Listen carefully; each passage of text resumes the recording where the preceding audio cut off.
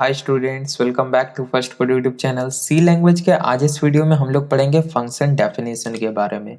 पिछले वीडियो में हमने स्टूडेंट फंक्शन डिक्लेरेशन को समझ लिया था कि फंक्शन डिक्लेरेशन क्या होता है, उसके सिंटैक्स क्या होते हैं और कब हमें फंक्शन डिक्लेयर करना नेसेसरी हो जाता है ना। चलिए, तो आज हम लोग फंक्शन डेफिनेशन को देखेंगे।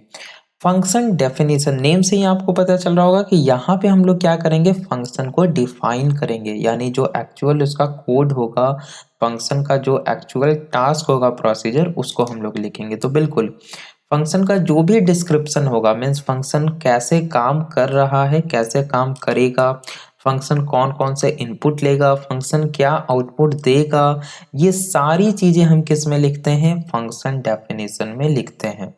हम लोग सबसे पहले देखेंगे इसके सिंटैक्सेस को, फिर इसके एग्जाम्पल को और फिर पूरे सिंटैक्सेस को बारी बारी से आज इस वीडियो में समझेंगे। तो स्टार्ट करते हैं।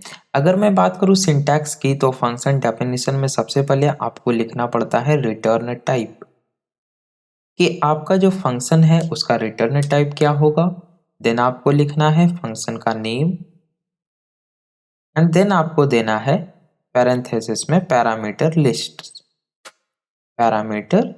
लिस्ट। उसके बाद करली ब्रेसेस के अंदर स्टूडेंट आप लिखिएगा मेथड, या बोल सकते हैं फंक्शन के बॉडी को।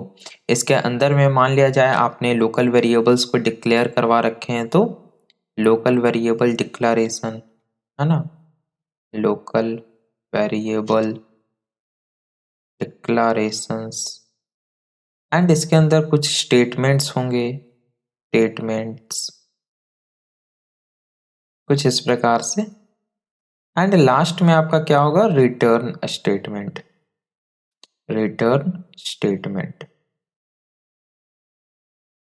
और यहाँ पे आपका ये बॉडी एंड हो जाएगा। तो स्टूडेंट, जो आपका फंक्शन डेफिनेशन का ये जो सिंटैक्स है, सिंटैक्स, इसे हम लोग दो पार्ट में डिवाइड कर सकते हैं, यानी कि देख रहे हैं ये दो पार्ट में बटा हुआ है। एक तो हो गया आपका ये ऊपर वाला जो पार्ट है ना, मैं यहाँ पे इसे इस प्रकार से कर देता हूँ। ये वाला जो पार्ट है स्टूडेंट, आप देख पा रहे होंगे कि ये एक सेपरेट पार्ट है, इसे हम लोग बोलते हैं फंक्शन हेडर। ठीक है, फंक्शन हेडर। अगर आप ध्यान दें तो जो हमने पिछले वीडियो में पढ़ा था फंक्शन डिक्लेरेशन, ये कुछ उसी टाइप का है, बिल्कुल हूबहू ये इसी टाइप का है। जस्ट यहाँ पे सेमी कॉलन के जगह हम क्या कर रहे हैं कि एक करली ब्रेसेस के अंदर में फंक्शन के पूरे टास्क को लिख रहे हैं। तो ये आपका डेफिनेशन हो गया। अगर हम यहाँ पे सेमी कॉलन लगा देते हैं तो ये क्या हो जाता, फंक्शन का डिक्लेरेशन हो जाता। और ये बातें समझ में। नेक्स्ट ये जो है आपका स्टूडेंट, ये है आपका फंक्शन का बॉडी। ठीक है, मैं यहाँ पे लिख दे रहा हूँ, ये है फंक्शन बॉडी। इसमें आप क्या कीजिएगा, जो भी वेरिएबल्स होंगे, जो वेरिएबल्स डिक्लेयर होते हैं फंक्शन में, लोकल वेरिएबल्स होते हैं, आप नंबर ऑफ स्टेटमेंट्स लिखेंगे और लास्ट में आप एक ऑप्शनल रिटर्न स्टेटमेंट लिखेंगे। ठीक है, तो इन सभी को हम लोग बारी बारी से समझते हैं एग्जाम्पल के साथ। सबसे पहले बात करते हैं फंक्शन हेडर की। तो ये जो आपका रिटर्न टाइप है स्टूडेंट, आप यहाँ पे देख रहे हैं, सबसे पहले आपको क्या लिखना होता है, रिटर्न टाइप। तो मैं साथ में यहाँ पे एक एग्जांपल भी लेता चलूंगा ताकि आपको समझ में आता रहे। ठीक है, तो एग्जांपल के तौर पे मैं यहाँ पे जैसे रिटर्न टाइप, अगर मैं यहाँ पे कोई फंक्शन डिक्लेयर करूँ, कुछ डिफाइन करूँ इस प्रकार से इंट, अगर, तो आपको सबसे पहले क्या बताना पड़ेगा, रिटर्न टाइप। तो मैं यहाँ पे इंट ले लेता हूँ, आप इंट ले सकते हैं, फ्लोट ले सकते हैं, डबल ले सकते हैं, कैर ले सकते हैं, यानी कि आपका फंक्शन जिस भी टाइप का वैल्यू रिटर्न करेगा, जिस भी टाइप का वैल्यू रिटर्न करेगा, वो आपको यहाँ पे स्पेसिफाई करना है। और ये बात समझ में। अगर ऐसा भी हो सकता है कि आपका फंक्शन कुछ रिटर्न ही ना करता हो, तब आप वैसे स्थिति में क्या कीजिएगा, वैसे स्थिति में आपको यहाँ पे वॉइड डिक्लेयर करना होगा। आ रही है बात समझ में। ठीक है, तो मैं यहाँ पे लिखता चलता हूँ साथ में, ठीक है, जिससे क्या होगा कि ये नोट्स आपको जब मिल रहा होगा तो वो थोड़ा आपको रिवीजन में आसानी होगा। रिटर्न टाइप में आप स्टूडेंट क्या कर सकते हैं, आप दीजिएगा कि इंट है या फ्लोट है ना, या डबल है, डॉट डॉट डॉट डॉट। और अगर नो रिटर्न टाइप आपको देना है, नो एनी रिटर्न टाइप, तब आप क्या कीजिएगा, वॉइड स्पेसिफाई कीजिएगा, VOID वॉइड। यहाँ तक तो समझ में आ गया। नेक्स्ट है फंक्शन का नेम। यहाँ पे आपको क्या देना है, फंक्शन का नेम देना है। फंक्शन का नेम क्या होगा भाई, तो जो आपका फंक्शन का नेम है ये कोई भी वैलिड सी आइडेंटिफायर हो सकता है, वैलिड सी आइडेंटिफायर। अब आइडेंटिफायर्स क्या होते हैं ये हम लोग ऑलरेडी पढ़ चुके हैं। आइडेंटिफायर मीन्स जो भी सी के कैरेक्टर सेट हैं उन कैरेक्टर सेट का यूज करके हम आइडेंटिफायर को क्रिएट कर सकते हैं। आइडेंटिफायर एक तरह से हम नाउन बोल सकते हैं, यानी कि वेरिएबल का नेम, फंक्शन का नेम, है ना, लेबल का नेम रखने के लिए हम लोग आइडेंटिफायर का यूज करते हैं। तो फंक्शन का नेम आपका कोई भी वैलिड सी आइडेंटिफायर हो सकता है जो कि सी के कैरेक्टर सेट से हो और जो आइडेंटिफायर के रूल को फॉलो करता हो। लाइक आपका कुछ भी सम, सब्ट्रैक्ट, है ना, ऐड 1 2 3 कुछ भी हो सकता है फंक्शन का नेम। नेक्स्ट है यहाँ पे पैरामीटर लिस्ट। पैरामीटर लिस्ट क्या होगा स्टूडेंट, पैरामीटर लिस्ट में आपको देने होंगे नंबर ऑफ पैरामीटर्स। ठीक है, पैरामीटर लिस्ट, पैरामीटर लिस्ट में आपको बताने होंगे पैरामीटर्स, जो भी पैरामीटर्स आप स्टूडेंट देना चाहते हैं। ठीक है, तो यहाँ पे मैं सिंपली एक वर्ड यूज करूंगा, फॉर्मल पैरामीटर्स। ठीक है, फॉर्मल पैरामीटर्स। अब मैं फॉर्मल पैरामीटर्स क्यों बोल रहा हूँ, क्योंकि यहाँ पे जो भी आप पैरामीटर दीजिएगा, लेट सपोज आप अगर कुछ इस प्रकार से int x comma float y, अगर कुछ इस प्रकार से आप देते हैं, तो ये जो आपका x है और ये जो आपका y है, ये क्या है स्टूडेंट, फॉर्मल पैरामीटर्स है। फॉर्मल कहने का तात्पर्य क्या हुआ कि ये एक्चुअल पैरामीटर्स नहीं है। एक्चुअल पैरामीटर क्या होगा, जब फंक्शन कॉल होगा उस समय जो पैरामीटर आपको प्रोवाइड किया जाएगा। लेट सपोज आपको 10 या 10 एंड 20.5 प्रोवाइड किया गया, तो वो एक्चुअल पैरामीटर्स हो गए। और ये जो फॉर्मल पैरामीटर्स होते हैं ये यूज होते हैं उन एक्चुअल पैरामीटर्स को होल्ड करने के लिए, स्टोर करने के लिए। आ रही है बात समझ में। तो यहाँ पे आप पैरामीटर लिस्ट में जो भी फॉर्मल पैरामीटर्स होंगे उनको आप यहाँ पे स्पेसिफाई करेंगे। कैसे स्पेसिफाई करेंगे भाई, तो कॉमा सेपरेटेड होंगे ये सारे। ठीक है, जो भी फॉर्मल पैरामीटर्स होंगे ये क्या होंगे, कॉमा सेपरेटेड, सेपरेटेड, है ना, एंड विद इन पैरेंथेसिस। आ रही है बात समझ में। तो ये तो था स्टूडेंट आपका फंक्शन का हेडर, इसके बारे में आई होप आप समझ गए हैं। नेक्स्ट यहाँ पे आप देख सकते हैं दूसरा जो पार्ट है फंक्शन डेफिनेशन का, वो है फंक्शन बॉडी, जो कि करली ब्रेसेस के अंदर में लिखा हुआ है। सबसे पहले मैंने लिखा है लोकल वेरिएबल डिक्लेरेशन। ऑब्वियस सी बात है कि अगर आप कोई फंक्शन डिक्लेयर कर रहे हैं तो उसके अंदर आपको कोई ना कोई वेरिएबल तो यूज करना ही होगा। ठीक है, और अगर आप नहीं यूज करें तो खैर कोई यहाँ पे हार्ड एंड फास्ट रूल नहीं है कि आपको करना ही है। मैंने लिखा है कि अगर आप यहाँ पे कोई वेरिएबल डिक्लेयर करते हैं तो वो इस फंक्शन के लिए लोकल वेरिएबल होगा। ठीक है, मैं यहाँ पे लिख दे रहा हूँ वेरिएबल, वेरिएबल। ठीक है, तो अगर आप कोई वेरिएबल फंक्शन के अंदर डिक्लेयर करते हैं तो वो क्या हो जाएगा, वो हो जाएगा आपका लोकल वेरिएबल्स। ठीक है, वो सारे वेरिएबल्स क्या हो जाएंगे, लोकल वेरिएबल्स हो जाएंगे। यानी उनका जो स्कोप होगा इस फंक्शन के अंदर ही होगा, इसके बाहर आप एक्सेस नहीं कर सकते, इसके बाहर एक्सेसिबल नहीं होंगे। लोकल कहने का क्या अर्थ होता है, हालांकि मैं आपको नेक्स्ट के नेक्स्ट वीडियो या उसके नेक्स्ट वीडियो में, यानी कि फंक्शंस के टॉपिक में ही मैं आपको बताऊंगा कि वेरिएबल 3 तरह के होते हैं।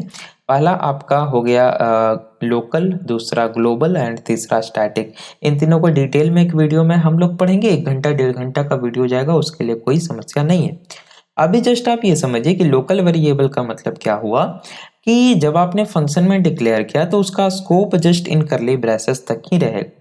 मतलब वो फंक्शन क्रिएट कब होंगे, जब आपका फंक्शन जो है, ये वाला फंक्शन जब कॉल होगा। जैसे ही फंक्शन कॉल हुआ आपका लोकल वेरिएबल क्रिएट हो जाएगा। जब फंक्शन आपका एग्जीक्यूट होते रहेगा तो लोकल वेरिएबल एग्जिस्ट करेगा। जैसे ही आपका फंक्शन एंड हो जाएगा आपका लोकल वेरिएबल डिस्ट्रॉय हो जाएगा। तो मैं यहाँ पे ये बात लिख देता हूँ कि लोकल वेरिएबल जो है, लोकल वेरिएबल ये आपका क्रिएट होगा। कब क्रिएट होगा भाई, तो वो फंक्शन कॉल के समय, फंक्शन कॉल के समय। ये एग्जिस्ट कब तक करेगा, EXIST स्पेलिंग देख लीजिएगा आप लोग। एग्जिस्ट का मतलब वो रहेगा उस समय, कब रहेगा, जब आपका फंक्शन एग्जीक्यूट कर रहा होगा, है ना, फंक्शन एग्जीक्यूट कर रहा होगा। और ये जो लोकल वेरिएबल्स है ये डिस्ट्रॉय हो जाएंगे, यानी कि ये आपका खत्म हो जाएगा। तो डिस्ट्रॉय कब हो जाएगा, जैसे ही आपका फंक्शन एंड हो जाएगा, फंक्शन एंड हो जाएगा वैसे ही ये क्या हो जाएगा, आपका डिस्ट्रॉय हो जाएगा। तो आई होप आप ये समझ गए होंगे लोकल वेरिएबल्स। उसके बाद आते हैं इन स्टेटमेंट्स पे। ये जो हमने यहाँ स्टेटमेंट्स लिखे हैं, ये स्टेटमेंट्स क्या है भाई, तो आप फंक्शन के अंदर में कितने भी स्टेटमेंट्स लिख सकते हैं, इसकी कोई लिमिटेशन नहीं है। इसी प्रकार से पैरामीटर में भी देखिए, मैं बताना भूल गया कि आप कितने नंबर ऑफ पैरामीटर्स पे ले सकते हैं, इसकी कोई लिमिटेशन नहीं है, ठीक है। तो ये जो फॉर्मल पैरामीटर्स होंगे तो ये कितने भी हो सकते हैं, एनी नंबर, ठीक है, कितने भी नंबर ऑफ पैरामीटर्स आप ले सकते हैं। उसी प्रकार से ये जो स्टेटमेंट्स होंगे ये एनी नंबर ऑफ स्टेटमेंट्स हो सकते हैं, ठीक है, statements any number of statements हो सकते हैं। आई होप आप लोग समझ गए होंगे। और लास्ट में हम बात करते हैं रिटर्न स्टेटमेंट की। ये जो रिटर्न स्टेटमेंट है ये क्या करता है स्टूडेंट, रिटर्न करता है वैल्यू को, है ना, ये क्या करता है, रिटर्न करता है वैल्यू को। हालांकि रिटर्न स्टेटमेंट के बारे में भी मैं एक सेपरेट वीडियो बनाऊंगा आगे के 2-3 वीडियो में, आपको घबराना नहीं है। तो रिटर्न स्टेटमेंट जो है स्टूडेंट इस फंक्शन के अंदर में ऑप्शनल होता है, ठीक है। तो मैं यहाँ पे लिख दे रहा हूँ, सबसे लास्ट में हम लोग क्या लिखेंगे स्टूडेंट, रिटर्न स्टेटमेंट। और ये जो रिटर्न स्टेटमेंट होता है ये ऑप्शनल होता है। क्या होता है भाई, ऑप्शनल होता है। क्यों ऑप्शनल होता है रिटर्न स्टेटमेंट, इसीलिए कि अगर हमारा रिटर्न टाइप मान लिया जाए इंट है तो हम कोई इंट वैल्यू रिटर्न कर रहे होंगे यूजिंग रिटर्न कीवर्ड। अगर फ्लोट है रिटर्न टाइप तो कोई फ्लोट वैल्यू रिटर्न कर रहे होंगे। लेकिन अगर हमारा रिटर्न टाइप वॉइड है, क्या है हमारा रिटर्न टाइप, वॉइड है, तब तो हमें कुछ रिटर्न करने की नीड ही नहीं है। क्योंकि वॉइड हम कब रिटर्न टाइप देते हैं, जब हमारा फंक्शन कुछ भी रिटर्न नहीं कर रहा होता है, ठीक है। तो उस वैसे केस में रिटर्न स्टेटमेंट देने की जरूरत नहीं, इसलिए मैंने कहा कि लास्ट में ऑप्शनल रिटर्न स्टेटमेंट लिखा जाता है। तो आई होप आप लोग फंक्शन डेफिनेशन के सिंटैक्स को समझ गए होंगे, ठीक है। यहां तक आपको कोई समस्या नहीं होनी चाहिए। फिर भी कोई समस्या है आप नीचे कमेंट कीजिए, बताइए अपने क्वेरीज को। अगर बहुत मीन्स कमेंट में नहीं लिखा जा रहा है, जो मीन्स थोड़ा कॉम्प्लेक्स प्रॉब्लम है, तो आप स्टूडेंट टेलीग्राम ग्रुप ज्वाइन हो जाइए, जो कि स्पेसिफिक बनाया गया है DRDO सेप्टम टीयर 2 CSIT के लिए। मैं यहाँ पे लिख दे रहा हूँ टेलीग्राम ग्रुप। आपको क्या करना है, टेलीग्राम पे सर्च करना है जस्ट @septum DRDO, ठीक है, @septum DRDO। आपको ग्रुप मिल जाएगा DRDO सेप्टम 10 CSIT करके, वो ग्रुप आप ज्वाइन हो जाइए। वहाँ पे आप डाउट्स वगैरह पूछ सकते हैं, मीडिया भेज सकते हैं, अलाउ है, सारे पार्टिसिपेंट्स भेज सकते हैं। तो वहाँ जो भी डाउट्स होगा 2000 प्लस सिर्फ CSIT के स्टूडेंट्स है, तो आपका डाउट का आंसर कोई भी कर देगा, ठीक है। जरूर नहीं है कि मैं करूँ, कोई भी आपके डाउट्स का जवाब दे देगा, ठीक है। चलिए, तो अब स्टूडेंट हम एग्जाम्पल के माध्यम से समझते हैं। अभी तक तो जस्ट हमने सिंटैक्स को समझा है ना, अब हम लोग एग्जाम्पल देखेंगे तो सिंटैक्स को अच्छे से समझ जाएंगे, ठीक है। तो एक छोटा सा एग्जाम्पल ही लेते हैं यहाँ पे। सिंपली जैसे मान लिया जाए मैं अगर लिखूं इंट सम, ठीक है, और इंट एक्स, इंट वाई, और यहाँ पे मान लिया जाए मैं लिख दूं सिंपली रिटर्न करवा दूं, क्या रिटर्न, या मान लिया जाए एक स्टेटमेंट मैं लिख देता हूँ, ठीक है, एक स्टेटमेंट मैं लिख देता हूँ इंट सम। सम नहीं लिखते हूँ क्योंकि सम तो फंक्शन का ही नेम है। Int s equals x plus y, और उसके बाद रिटर्न करवा दूं रिटर्न एस, ठीक है, कुछ इस प्रकार से। तो यहाँ पे स्टूडेंट ध्यान से देखना है हमने किन किन चीजों को लिखा है। ये जो इंट है, ये इंट क्या है, ये है आपका रिटर्न टाइप। ये जो सम है ये क्या है भाई, ये है फंक्शन का नेम। और ये जो करली ब्रेसेस के अंदर में कॉमा सेपरेटेड वैल्यूज लिखे हुए हैं ये क्या है भाई, तो ये है आपके पैरामीटर लिस्ट, ये क्या है आपके पैरामीटर्स हैं। ठीक है, आप देख सकते हैं ये टाइप बता रहे, पैरामीटर्स क्या बताएंगे भाई, तो type and name of the parameter, type and name of the parameters. उसके बाद ये क्या है भाई, तो ये आपका फंक्शन का बॉडी है। क्या है, फंक्शन का बॉडी है जो कि करली ब्रेसेस के अंदर में इनक्लोज्ड होता है।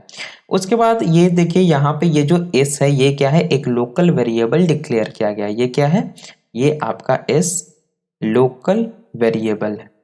x प्लस वाई के वैल्यू को इसमें स्टोर किया जा रहा है। ध्यान देने वाली बात यहाँ पे ये स्टूडेंट कि जो भी पैरामीटर्स हम डिक्लेयर करते हैं ये सारे भी क्या होते हैं, लोकल टू दैट फंक्शन।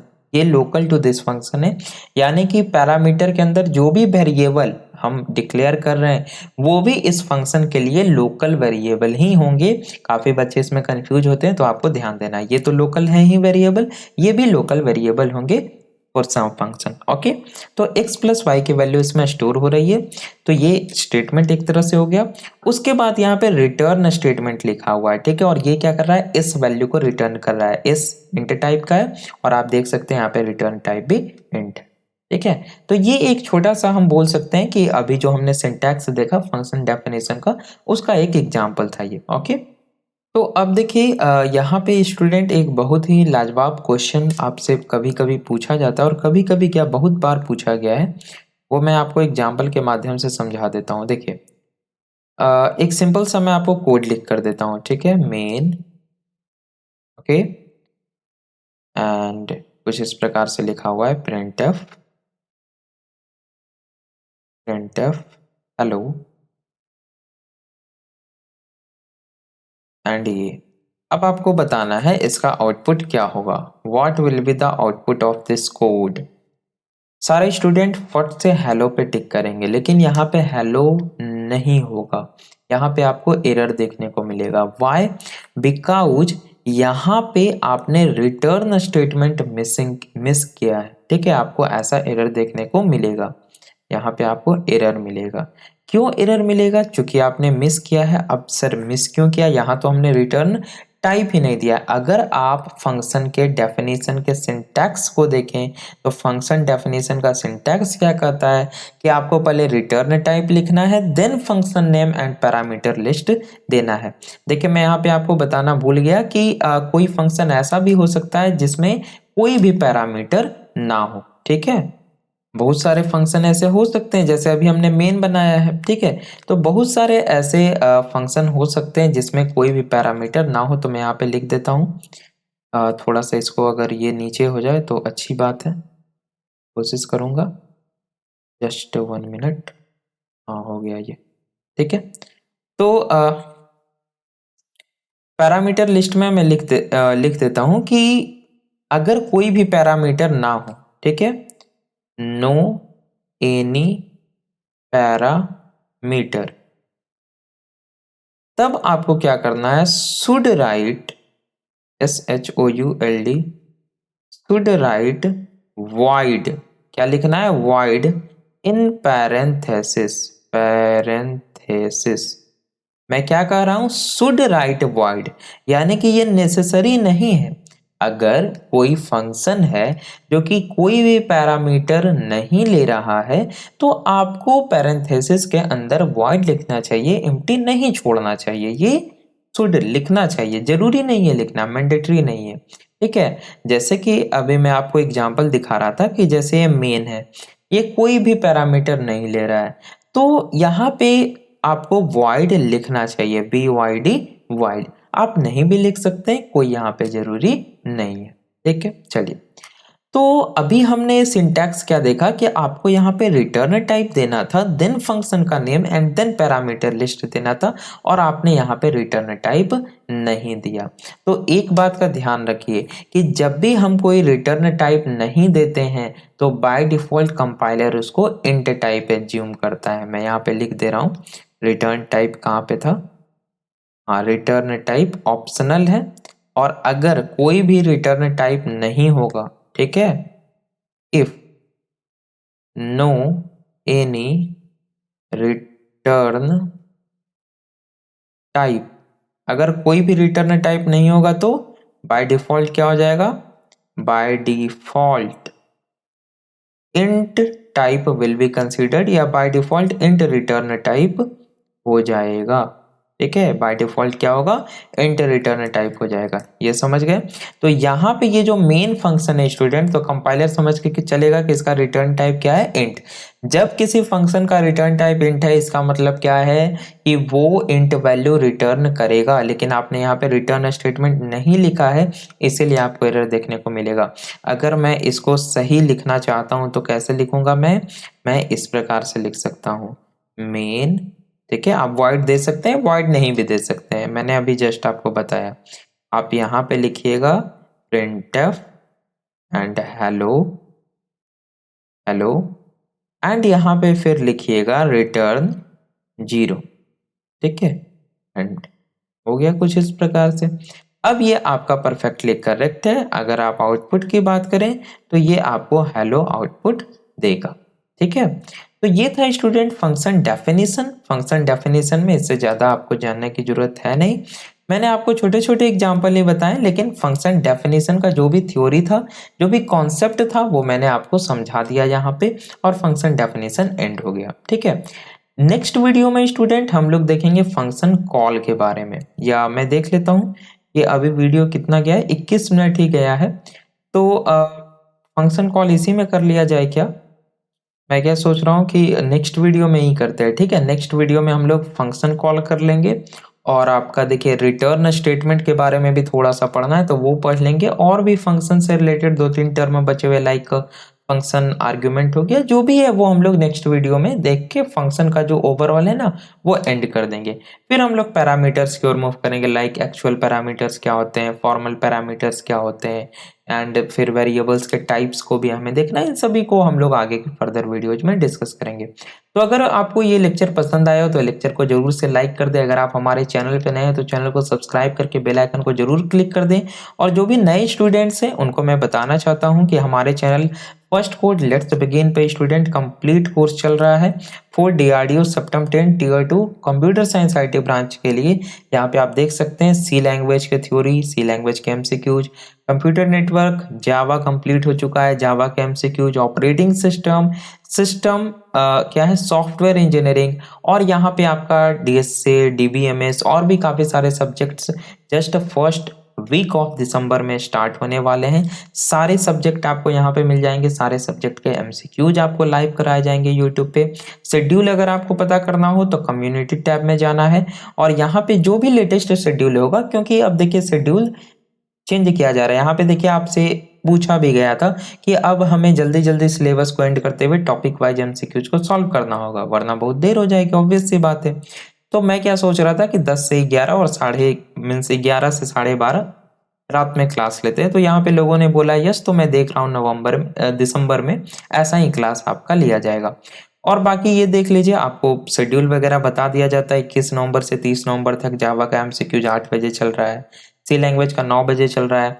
और भी फर्दर अपडेट्स आपको चाहिए तो यहाँ से आप सिंपली क्लिक करके डायरेक्टली टेलीग्राम ग्रुप पे जा सकते हैं, या टेलीग्राम पे सर्च कर ले @september DRDO, नीचे डिस्क्रिप्शन में लिंक दिया हुआ है। ठीक है, आपको करना क्या है, जस्ट चैनल को सब्सक्राइब करना है, बेल आइकन को क्लिक करके ऑल पे क्लिक कर लेना है, ताकि जो भी लेटेस्ट नोटिफिकेशन आए वो आपको सबसे पहले मिले। तो मिलते हैं हम लोग अपने नेक्स्ट वीडियो में। Thanks for watching.